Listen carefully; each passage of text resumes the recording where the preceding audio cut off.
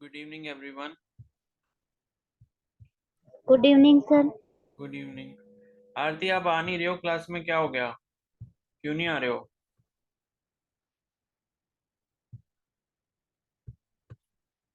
Sir कल की class miss हो गई थी तो दे नहीं पाई क्योंकि फोन ऑफ था। और टेस्ट दे रहे हो? Yes sir, test sir last में थोड़ा लेट हो गई थी, समझ क्या था।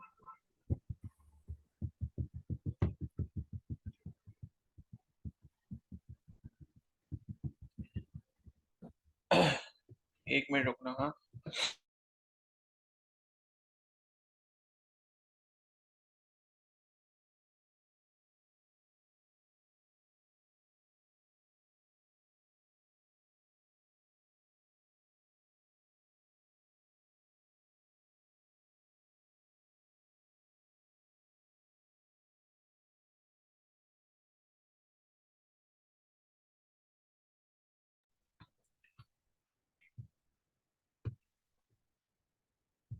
चलो। तो ये हाइड्रोकार्बन्स वाले क्वेश्चंस प्लीज आप सभी लोग प्रैक्टिस कर लेना, ठीक है? पीडीएफ मैंने भेजी हुई है, क्वेश्चंस प्लीज आप उससे कर लो, ठीक है? आईयूपीएसी नेमिंग का देखो, नीट में भी आपको काफी हेल्प मिलेगी, जो नीट का एग्जाम देने वाले हैं उसमें भी क्वेश्चंस आते हैं। आईयूपीएसी नेमिंग का क्वेश्चन आपको आपके नर्सिंग के पेपर में भी जरूर मिलेगा, ठीक है?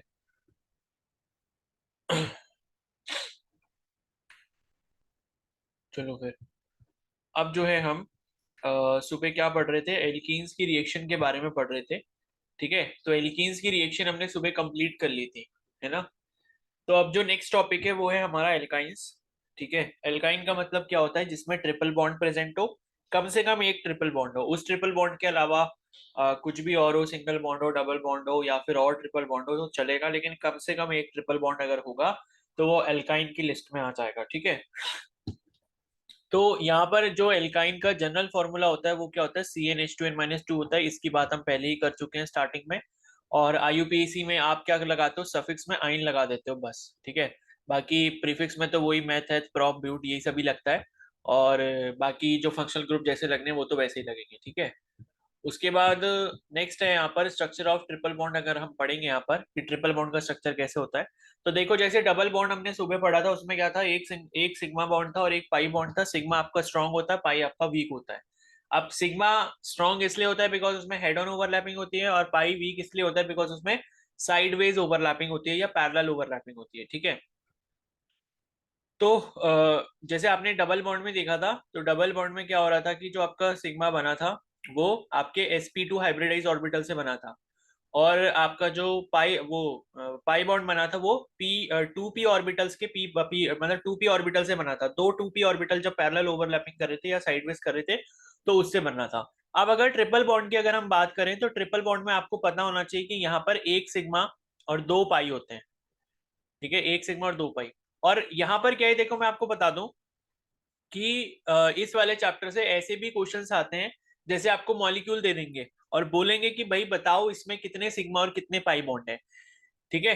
तो चलो मैं आपसे ही क्वेश्चन ये पूछ लेता हूँ, आप प्लीज मेरे को ये कैलकुलेट करके बताना, ठीक है?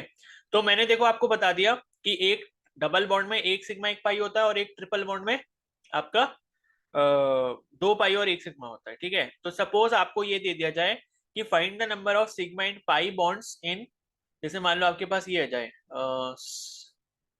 C5 और H8, ये बताओ। अच्छा पहले तो मुझे ये बताओ इसका नाम क्या होगा? C5H8 का नाम क्या होगा?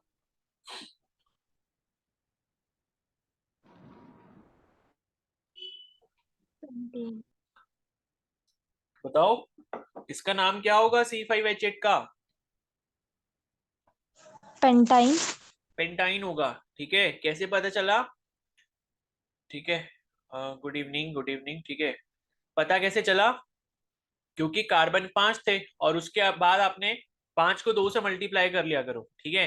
जैसे मान लो जितने भी कार्बन होते हैं पहले उसको दो से मल्टीप्लाई कर लो। अगर दो से मल्टीप्लाई करने जितने बराबर हाइड्रोजन आ रहे हैं तो इसका मतलब वो एल्कीन होगा।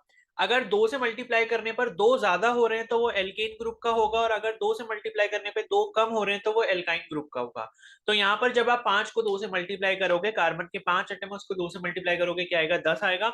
10 में से दो कम हो रहे हैं, इसका मतलब क्या? ये एल्काइन ग्रुप का मेंबर हो गया CnH2n-2, ठीक है। तो अब एल्काइन के लिए हम सफिक्स का इस्तेमाल करते हैं, आइन यूज करते हैं, और यहाँ पर प्रीफिक्स का यूज होगा, पेंट यूज होगा, बिकॉज यहाँ पर 5 कार्बन के एटम है।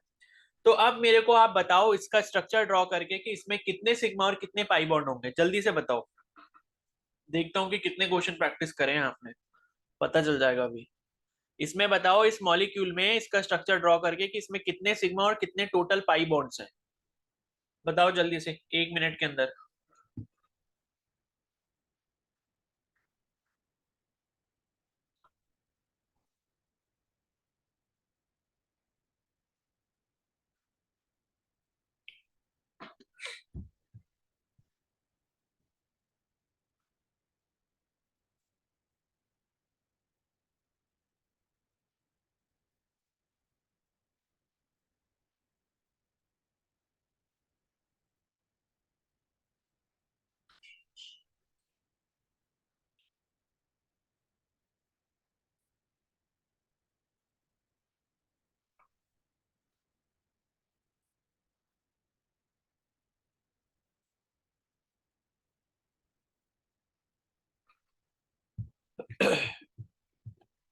बताओ कितने आ रहे हैं।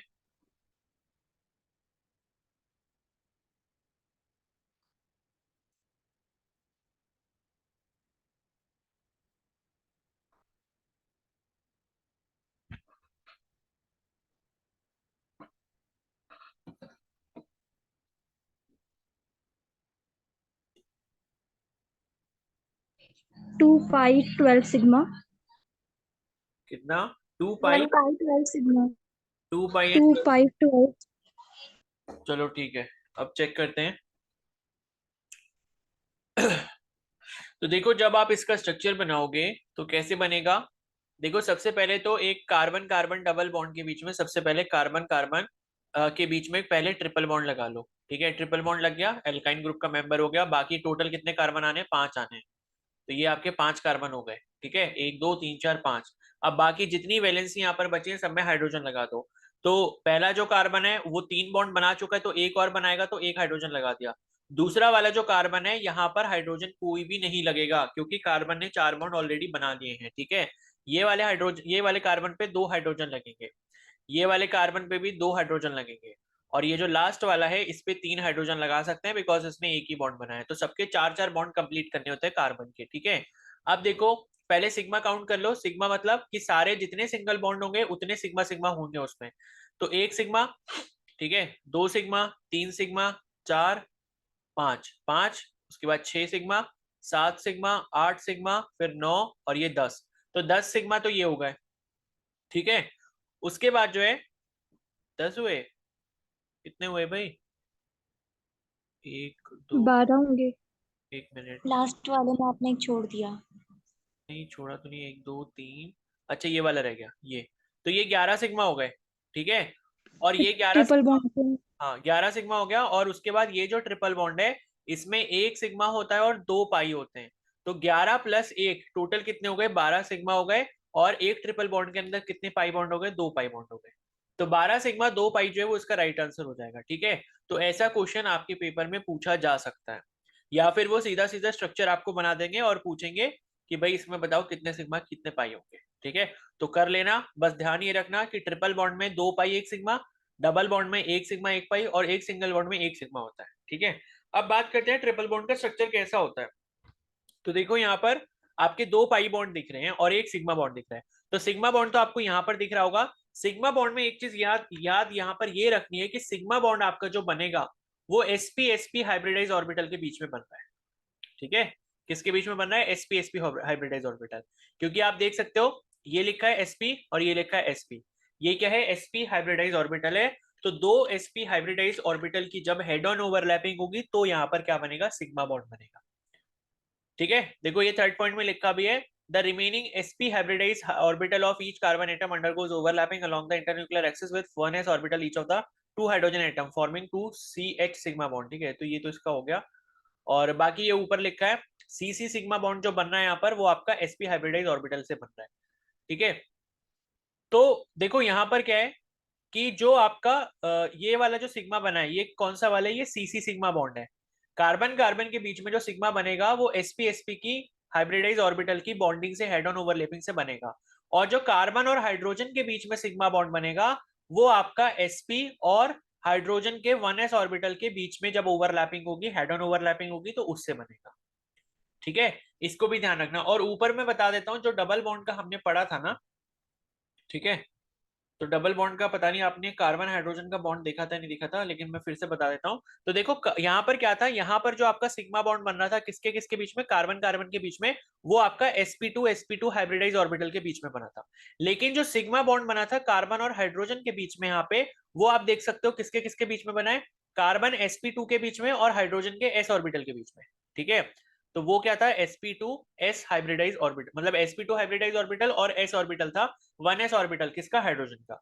तो ये चीजें जो है ये भी बहुत इंपॉर्टेंट है। ठीक है, ये छोटे छोटे पॉइंट्स है, इन पर क्वेश्चंस पूछ सकते हैं स्टेटमेंट में। ठीक है, तो ये ध्यान रखना कि जो डबल बॉन्ड होता है उसमें जो सिग्मा होता है कार्बन कार्बन वाला, वो sp2 हाइब्रिडाइज ऑर्बिटल से बनता है। और जो कार्बन हाइड्रोजन बॉन्ड होता है, सिग्मा बॉन्ड होता है कार्बन हाइड्रोजन के बीच में डबल बॉन्ड के अंदर, उसमें जो सिग्मा होता है वो sp2 और 1s ऑर्बिटल के बीच में बनता है। ठीक है, और जो ये ट्रिपल बॉन्ड है इसमें क्या डिफरेंस आ गया, इसमें क्या डिफरेंस आया कि कार्बन कार्बन जो है वो आपका sp के बीच में बनेगा, sp हाइब्रिडाइज ऑर्बिटल। और कार्बन हाइड्रोजन जो है ये आपका sp हाइब्रिडाइज, ये किसका है, ये कार्बन का है। और ये वाला 1s ऑर्बिटल किसका है, ये हाइड्रोजन का है, तो ये इसके बीच में हो जाएगा। तो इतनी चीज आपने ध्यान रखनी है। ठीक है, तो ये सिग्मा बॉन्ड की बात हो गई। अगर हम पाई बॉन्ड की बात करते हैं यहाँ पे, तो पाई बॉन्ड आप देख सकते हो, एक पाई बॉन्ड ये बन रहा है, ये 2px के बीच में बन रहा है। और एक पाई बॉन्ड जो है ये 2py के बीच में बन रहा है। ठीक है, तो पाई का ध्यान रख लो, 2px के बीच में बनेगा एक तो। ठीक है, इन दोनों की साइडवेज ओवरलैपिंग की वजह से, और एक आपका 2py ऑर्बिटल के साइडवेज ओवरलैपिंग की वजह से बनेगा। तो ये आपका यहाँ पर दो पाई बॉन्ड बनते हैं। क्या इतना क्लियर है सभी को? Yes sir. Yes sir. ठीक है, तो इतना ध्यान रखना है। अब यहाँ बात करते हैं फिजिकल प्रॉपर्टीज की, तो ये इंपॉर्टेंट है।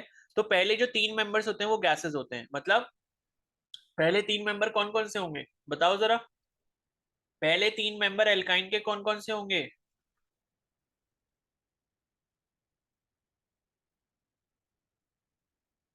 बोलो।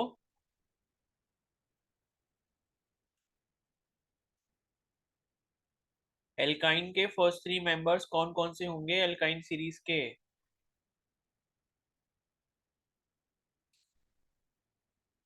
अरे भाई, कहाँ से शुरू होता है एल्काइन? सबसे पहले क्या आएगा, इथाइन आएगा, फिर प्रोपाइन आएगा, फिर ब्यूटाइन आएगा। ठीक है, और कोई मिथाइन मत बोल देना, क्योंकि मिथाइन जैसा कोई कंपाउंड एग्जिस्ट ही नहीं करता। क्योंकि मैंने आपको बताया कि जो एल्कीन है और जो एल्काइन है वो सिर्फ और सिर्फ डबल बॉन्ड से, मतलब डबल कार्बन वाले ग्रुप से स्टार्ट हो सकते हैं। सिंगल कार्बन से कोई भी ना तो एल्कीन बन सकती है ना ही एल्काइन बन सकता है। ठीक है, तो इस चीज का ध्यान रखना। तो पहले तीन मेंबर गैसेस हो गए, मतलब इथाइन, प्रोपाइन एंड ब्यूटाइन, ये आपके गैसेस हो गए। उसके बाद के 8 जो है यहाँ पर लिक्विड्स होते हैं, और उसके ऊपर जो होते हैं सारे सॉलिड्स होते हैं। ठीक है, सारे के सारे एल्काइंस कैसे होते हैं, कलरलेस होते हैं, कोई भी कलर इनमें नहीं होता। वीकली पोलर होते हैं, मतलब हल्की फुल्की पोलैरिटी इनमें एग्जिस्ट करती है। ठीक है, they are lighter than H2O, water के मॉलिक्यूल से ये लाइटर होते हैं मास में या वेट में। ठीक है, और इमिसिबल विद वाटर होते हैं। इमिसिबल क्यों हो रहे हैं, क्योंकि पोलैरिटी बहुत ही कम है। और मैंने आपको बताया था लाइक डिजॉल्व्स लाइक वाला जो रूल था, कि भाई जो चीज पोलर होगी वो पोलर सॉल्वेंट में डिजॉल्व होना पसंद करेगी, जो नॉन पोलर होगी वो नॉन पोलर सॉल्वेंट में डिजॉल्व होना पसंद करेगी। ठीक है, तो ये चीज जो है थोड़ा सा ध्यान रखना। और उसके बाद जो है नेक्स्ट यहाँ पे but soluble in organic solvent लिखे, तो ऑर्गेनिक सॉल्वेंट मतलब वही पोलर सॉल्वेंट हो गया। ठीक है, ऑर्गेनिक सॉल्वेंट कैसा होगा, पोलर, सॉरी नॉन पोलर। ठीक है, नॉन पोलर। ठीक है, वाटर पोलर है इस वजह से वो उसमें सोल्यूबल नहीं हो रहा, लेकिन ये वीकली पोलर भी होते हैं। और their melting and boiling point increases with increasing molar mass. तो ये कंडीशन तो सभी के लिए एप्लीकेबल है, चाहे वो एल्कीनो या फिर अल्काइन। ठीक है, अब बात करते हैं इनके प्रिपरेशन की। तो देखो प्रिपरेशन और केमिकल रिएक्शन यही दी है। तो ये देखो जितनी भी चार्ट है ना, इन चार्ट को प्लीज ये अच्छे से याद कर लेना। ठीक है, ऊपर जो मैंने आपको एल्केन के प्रिपरेशन और एल्केन के केमिकल रिएक्शन, एल्कीन की प्रिपरेशन और एल्कीन की केमिकल रिएक्शन, और अब जो हम एल्काइन का प्रिपरेशन और केमिकल रिएक्शन साथ में कर रहे हैं, ये चार्ट आपके दिमाग में छप जाने चाहिए, बिकॉज इनसे बहुत अच्छे अच्छे क्वेश्चंस पूछ लेंगे। ठीक है, तो प्रिपरेशन की बात करें तो यहाँ पर आपको लाइक दो तरीके से प्रिपरेशन बताइए। पहला है CaC2। CaC2 क्या होता है? CaC2 होता है कैल्शियम कार्बाइड, ठीक है, कैल्शियम कार्बाइड। और कैल्शियम कार्बाइड को जब आप पानी में मिलाते हो तो क्या बनता है यहाँ पर? इथाइन गैस बनती है। और इसी इथाइन गैस का नाम क्या होता है? एसिटिलीन भी होता है, ठीक है। वो जो परसों मैंने आपको पता नहीं, परसों या कल जो भी हुआ था वो मैंने आपको गलत बता देना। फ्रूट राइपनिंग के लिए क्या होती है गैस? वो आपकी इथाइलिन गैस होती है, लेकिन ये एसिटिलीन गैस है। एसिटिलीन गैस किस में यूज होती है? ये मैंने आपको सुबह बताया था, वेल्डिंग। गैस वेल्डिंग में यूज होती है, ठीक है। आपने कभी अगर देखा हो, अगर आप जैसे कभी वेल्डिंग वगैरह करवाने गए हो, जो गैस वेल्डिंग होती है ना, तो आपने देखा होगा वो एक सिलेंडर जैसा होता है, वो चूना चूना होता है उसके किनारे किनारे की तरफ, और वो पानी के अंदर उसको सिलेंडर को उल्टा करके डालते हैं, एंड उससे एक पाइप आ रहा होता है, और वो पाइप से क्या हो रहा होता है? वो पाइप से वो वेल्डिंग करते हैं, ठीक है। तो एक तो आपकी इलेक्ट्रिकल वेल्डिंग होती है जिसमें आपका वो जनरेटर जैसी मशीन होती है, और एक आपकी गैस वेल्डिंग होती है। तो कभी देखना अगर आपने नहीं देखा है तो उसमें क्या होता है? उस सिलेंडर को पानी में डाल के रखते हैं, और उसमें क्या होता है? सिलेंडर के अंदर आपका कैल्शियम कार्बाइड होता है, वो पानी के साथ रिएक्ट करता रहता है और एसिटिलीन गैस प्रोड्यूस करता रहता है। और ये एसिटिलीन गैस कैसी होती है? फ्लेमेबल होती है या कंबस्टिबल होती है, यानी कि इसको जलाया जा सकता है, तभी इससे हम क्या करते हैं? वेल्डिंग करते हैं, ठीक है। और दूसरा जो इन्होंने मेथड दिया है प्रिपरेशन का, वो आपको विसिनल डाइहैलाइड का दिया है। ये विसिनल डाइहैलाइड मतलब इस टाइप के स्ट्रक्चर को हम विसिनल डाइहैलाइड कहते हैं, ठीक है।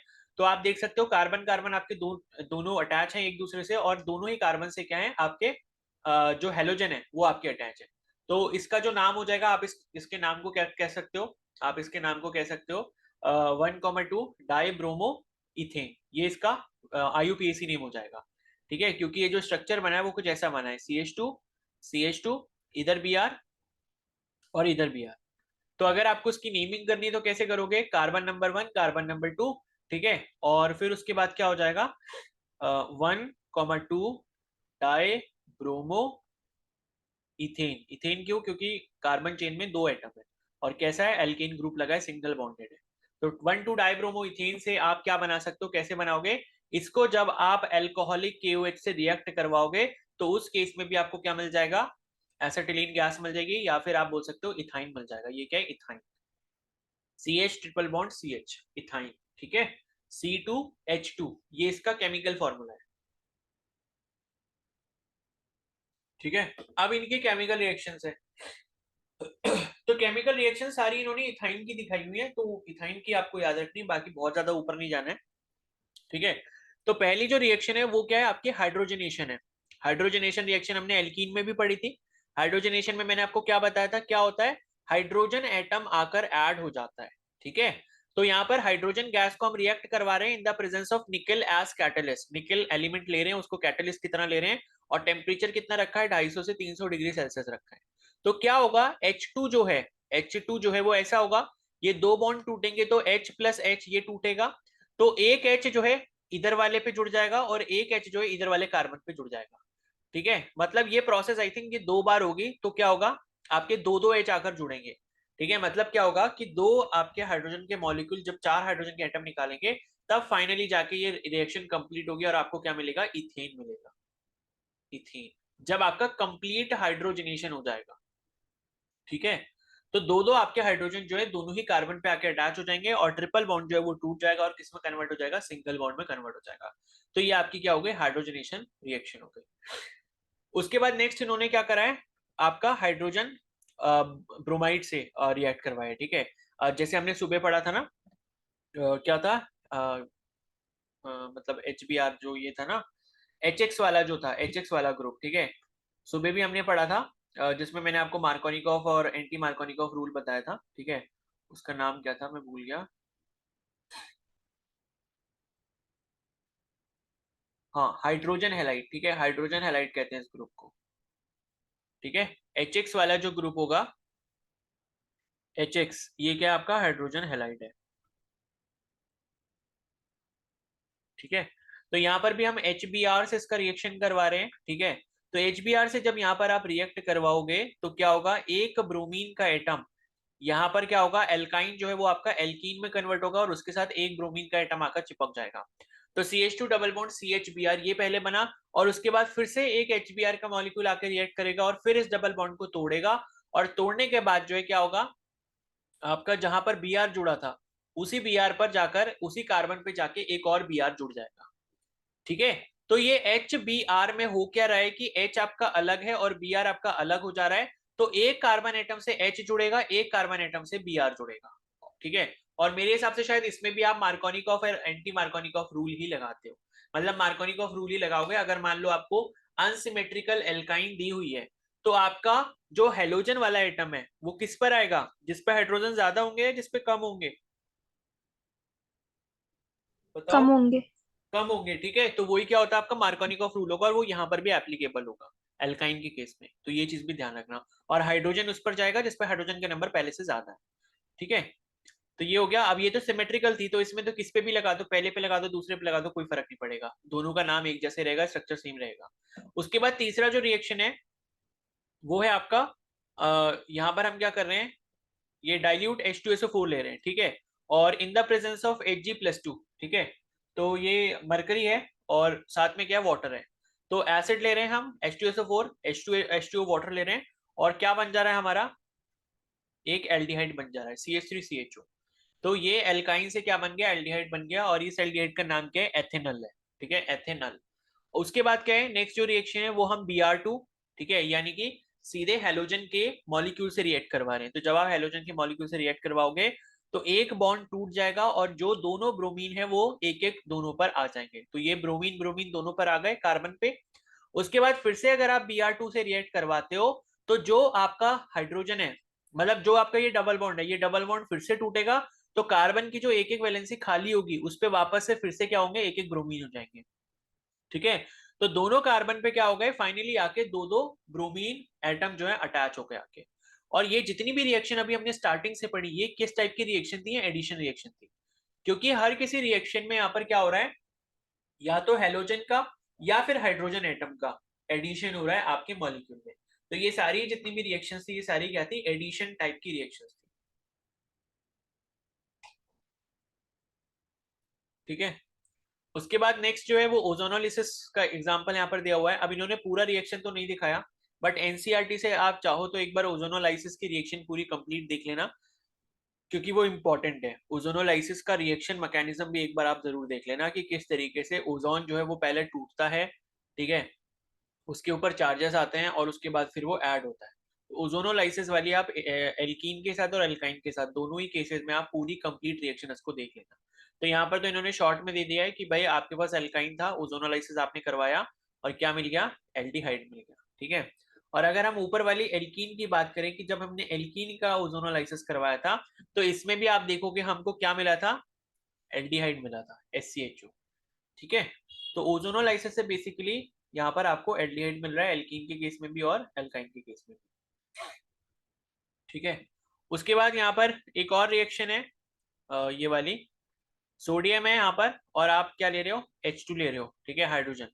तो उसके बाद यहाँ पर क्या हो रहा है, आपका जो है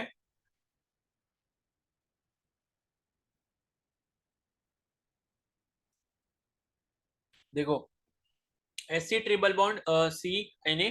तो ये यहाँ पर ये कह रहे हैं ना, जैसे अभी हमने पढ़ा था कि एल्काइंस जो होते हैं वो क्या होते हैं, वीकली पोलर इन नेचर होते हैं। ठीक है, तो वही वीकली पोलर इन नेचर का इस्तेमाल हम यहाँ पर करेंगे। मतलब ऐसा होगा कि जब यहाँ पर क्या बोलते हैं, जब एल्काइन आपका सोडियम के साथ रिएक्ट करेगा तो ये बना रहा है। यहाँ पर क्या हो रहा है, सोडियम एटम जो है वो एक कार्बन के साथ आके ज्वाइन हो जा रहा है और हाइड्रोजन को हटा दे रहा है।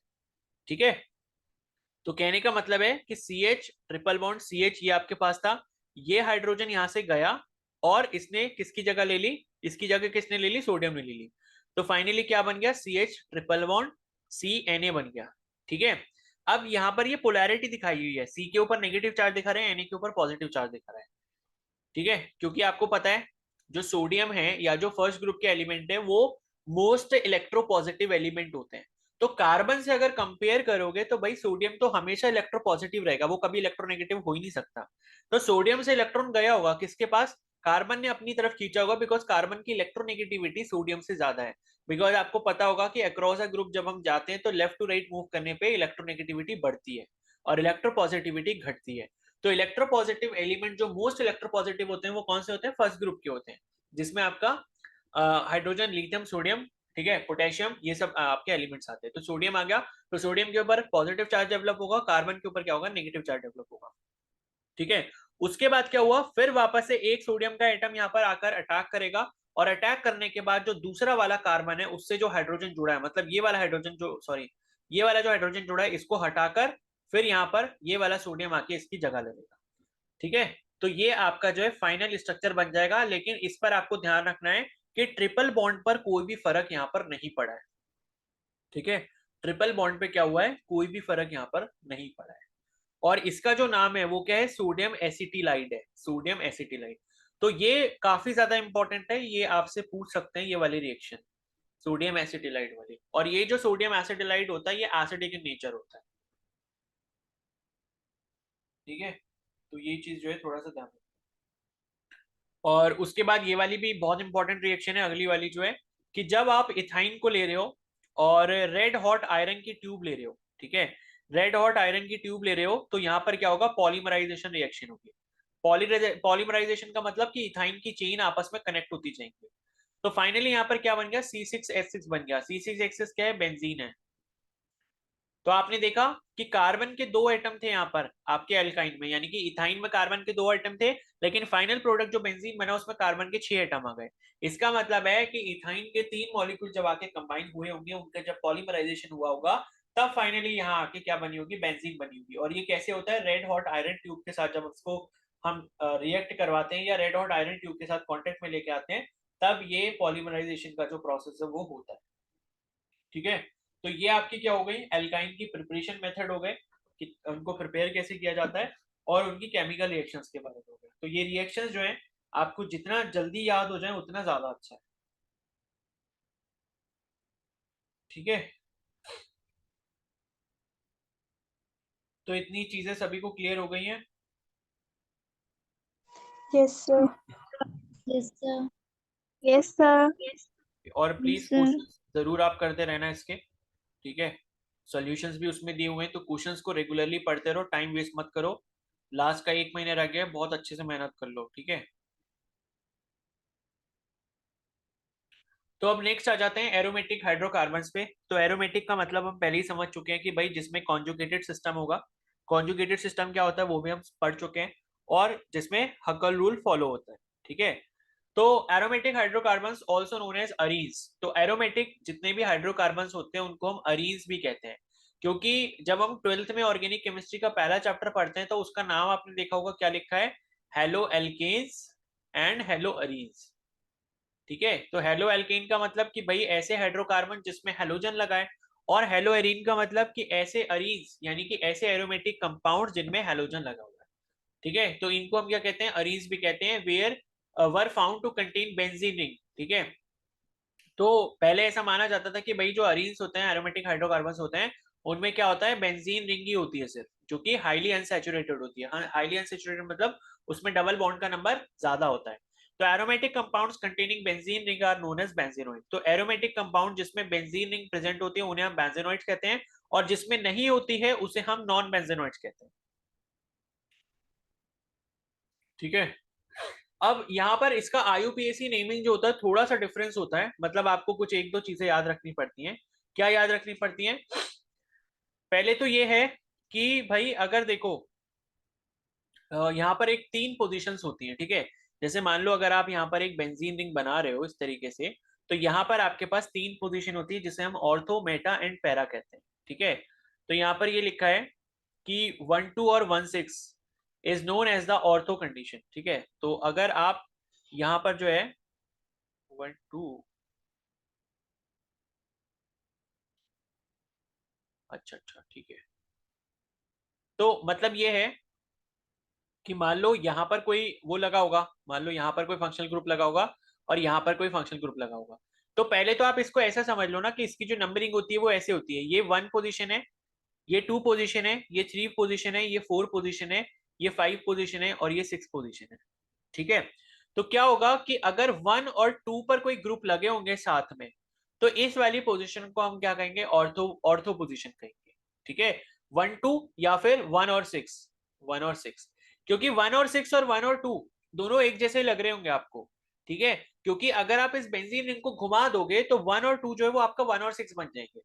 तो कहने का मतलब ये है कि टॉप वाली जो पोजीशन है और उसके जस्ट एडजसेंट जो पोजीशन है लेफ्ट और राइट दोनों में, अगर इन दोनों पोजीशन पे, अगर इन दोनों को साथ में पोजीशन पे कुछ भी आपके ग्रुप्स लगे होते हैं फंक्शनल ग्रुप, तो इस पोजीशन को हम ऑर्थो पोजीशन कह देते हैं। तो जब आप नेमिंग करोगे आपको और अच्छे से पता चल जाएगा।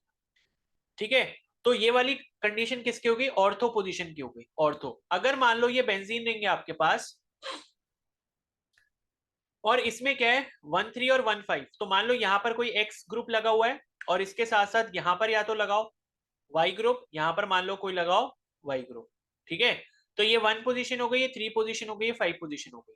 तो मतलब ये है कि टॉप पर अगर ग्रुप लगा है, टॉप के साथ साथ 3 पर लगाए या फिर टॉप के साथ 5 पर लगाए, तो उस केस में आप इस पोजीशन को क्या कहोगे? पैरा पोजीशन कहोगे। ठीक है, तो ये दोनों अलग अलग केसेस हैं। ठीक है, ये दो अलग अलग केसेस हैं, यानी कि पैरा वाला केस जो है वो ये वाला भी होगा, मान लो यहां पर ये लगाए और यहां पर ये लगाए, या दूसरा केस क्या होगा, टॉप वाली पोजीशन पे लगाए या फिर इसके इधर वाली साइड पे लगाए। तो ऐसी अगर पोजीशन पर आपको यहाँ पर फंक्शनल ग्रुप लगे हुए दिखाई देंगे तो आप इस पोजीशन को क्या कहोगे? पैरा पोजीशन कहोगे, सॉरी मेटा पोजीशन कहोगे। ठीक है, गलत बोल दिया मैंने, मेटा, ये मेटा पोजीशन है। ठीक है, अब इसके बाद जो पैरा वाली पोजीशन होती है, पैरा वाली पोजीशन, तो पैरा वाली पोजीशन का मतलब क्या है कि टॉप पर तो ये लगा ही होगा कोई फंक्शनल ग्रुप यहाँ पे। ठीक है, और उसके बाद यहाँ पर फोर्थ वाली पोजीशन पे अगर कोई ग्रुप लगा होगा तो ये वाली पोजीशन आपकी पैरा हो जाएगी। तो 1 और 4 पर अगर लगा होगा, दो ग्रुप्स होंगे, तो ये पैरा पोजीशन होगी। अगर 1 3 और 1 5 पे लगा होगा, ये आपका 1 3 है, ये आपका 1 5 है, तो ये क्या होगी? आपकी मेटा पोजीशन होगी। और अगर 1 2 और 1 6 पे लगा होगा तो आपकी ऑर्थो पोजीशन होगी। ठीक है, तो ये पोजीशंस के बारे में सभी को समझ आ गया है? Yes, sir. Yes, sir. ठीक है, तो ऑर्थो के लिए जब हम नेमिंग करते हैं तो ओ से स्टार्ट करते हैं, ओ लगा देते हैं, फिर डैश लगा देते हैं। पैरा मेटा के लिए हम स्मॉल एम लगा के फिर डैश लगा देते हैं, और पैरा के लिए हम स्मॉल पी का इस्तेमाल करते हैं। ठीक है, तो ये इसके आईयूपीएसी नेमिंग के बारे में कुछ इंपॉर्टेंट चीजें हो गई। उसके बाद अगर हम स्ट्रक्चर ऑफ बेंजीन के बारे में बात करें तो स्ट्रक्चर आप ऐसा भी बना सकते हो, ऐसा भी बना सकते हो, या फिर आप ये वाला स्ट्रक्चर भी बना सकते हो। और सबसे ज्यादा मेजर जो स्ट्रक्चर है वो यही वाला यूज करते हैं। ठीक है, तो ये हो गया। और उसके बाद देखो ये चीज हम पढ़ ही चुके हैं कि भाई बेंजीन की जो स्टेबिलिटी है वो किसकी वजह से होती है? रेजोनेंस की वजह से होती है। तो रेजोनेंस फिनोमेना जो होता है, जिसमें क्या होता है, जो पाई बॉन्ड के पाई इलेक्ट्रॉन्स हैं उनका जो डीलोकलाइजेशन होता है इस कॉन्जुगेटेड सिस्टम में बेंजीन के, इसी की वजह से क्या होता है? बेंजीन आपका ज्यादा स्टेबल रहता है।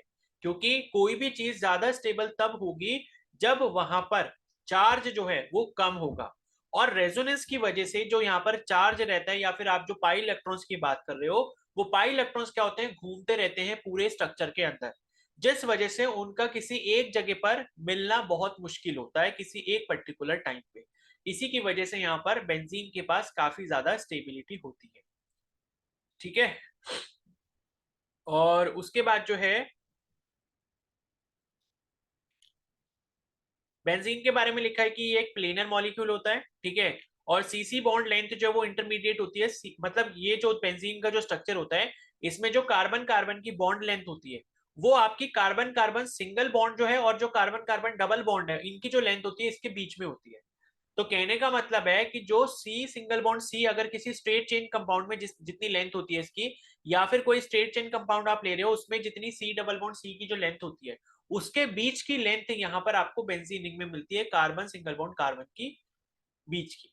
ठीक है, तो यहाँ पर कार्बन कार्बन बॉन्ड की जो लेंथ होती है वो एक सिंगल बॉन्ड जो आपका चेन स्ट्रेट चेन में पाया जाता है, और जो आपका डबल बॉन्ड जो कि आपका स्ट्रेट चेन में पाया जाता है, उन दोनों की जो बॉन्ड लेंथ होती है उसके बीच की बॉन्ड लेंथ यहाँ पर कार्बन कार्बन के बीच में होती है बेंजीन रिंग के अंदर। ठीक है, और उसके बाद यहाँ पर कैरेक्टरिस्टिक लिखे हैं कि भाई अगर किसी कंपाउंड को एरोमेटिक होना है तो ये सारी फॉलोइंग प्रॉपर्टीज होनी चाहिए। पहला तो उसका स्ट्रक्चर प्लेनर होना चाहिए, दूसरा है कि कंप्लीट डीलोकलाइजेशन होना चाहिए पाई इलेक्ट्रॉन का रिंग के अंदर। ठीक है, तीसरा है presence of 4n+2 pi electron, तो ये हम पढ़ चुके हैं, ये क्या था? हकल्स रूल था। 4n+2 पाई इलेक्ट्रॉन होने चाहिए। तो 4n+2 पाई इलेक्ट्रॉन का मतलब क्या है कि n की वैल्यू आप 0 से स्टार्ट करते हो। तो मैंने आपको बताया भी था कि यहाँ पर पॉसिबल इलेक्ट्रॉन की वैल्यू क्या क्या हो सकती है। अगर मान लो आप 0 रखते हो यहाँ पर तो 2 पाई इलेक्ट्रॉन हो जाएंगे। अगर मान लो आप 1 रखते हो तो 4+1 4 × 1 4 +2 कितना हो जाएगा? 6 हो जाएगा। अगर मान लो n की वैल्यू 2 रखोगे तो 4 × 2 = 8 + 2 10 हो जाएगा। और इस तरीके से मैंने बोला था कि 4-4 का गैप जो है वो चलता रहेगा, तो इतने नंबर ऑफ अगर पाई इलेक्ट्रॉन्स आपको मिलेंगे तो हग का रूल फॉलो होगा, तभी वो एरोमेटिक हो पाएगा। ठीक है, अब यहाँ पर कुछ एग्जांपल्स दिए एरोमेटिक कंपाउंड के। पहला तो आपका क्या हो गया, बेंजीन हो गया। n=1 अगर आप रखते हो तो यहाँ पर आपको 6 पाई इलेक्ट्रॉन मिल जाते हैं। दूसरा आपका जो स्ट्रक्चर है, ठीक है, ये है आपका साइक्लोपेंटाडाइनिल एनायन का, ठीक है, क्योंकि इसके ऊपर एक नेगेटिव चार्ज भी है। तो यहाँ पर अगर आप n=1 रखोगे तो यहाँ पर भी आपको 6 पाई इलेक्ट्रॉन्स मिल रहे हैं। ठीक है, इसी तरीके से नैफ्थलीन है, इसमें अगर n=2 रखते हो तो 10 पाई इलेक्ट्रॉन मिलेंगे, जो कि हमारी हकल्स रूल की कंडीशन के अकॉर्डिंग सेटिस्फाई कर रहे हैं। उसके बाद एंथ्रासीन है, एंथ्रासीन में 3 बेंजीन रिंग एक साथ अटैच होती है और n=3 वैल्यू को सेटिस्फाई करता है, जिसमें आपको 14 पाई इलेक्ट्रॉन्स यहाँ पर मिल जाते हैं। तो ये था आपका एग्जाम्पल्स के बारे में। ठीक है, इसके बाद का जो है प्रिपरेशन और केमिकल रिएक्शन, ये हम कल सुबह कंटिन्यू करेंगे। तो ये बता दो कि इतना सभी को क्लियर हो गया है? Yes sir. Yes, sir. ठीक है, तो कल सुबह ही जो है ये Yes, चैप्टर खत्म हो जाएगा। तो प्लीज आप सभी लोग इसके क्वेश्चंस जो है ज्यादा से ज्यादा प्रैक्टिस कर लें, तभी आपको फायदा होगा। ठीक है, तो क्वेश्चन जरूर प्रैक्टिस कर लो, इसके करो, बाकी बायो रिवाइज करते रहो, साथ में फिजिक्स भी रिवाइज करते रहो। ठीक है, आज टेस्ट नहीं बन पाया, ठीक है, तो ये है कि कल जो टेस्ट है आपका वो तो हो गई, और ये जो आज वाला टेस्ट रह गया है ये आपका बिल्कुल लास्ट में मैं करवा दूंगा। ठीक है, तो कल जो है आपका ईएमआई और एसी करंट का है, तो उसका टेस्ट होगा, तो वो आप अच्छे से दे लेना, उसको रिवाइज करके रख लो। ठीक है, चलो फिर अब आप लीव कर सकते हो।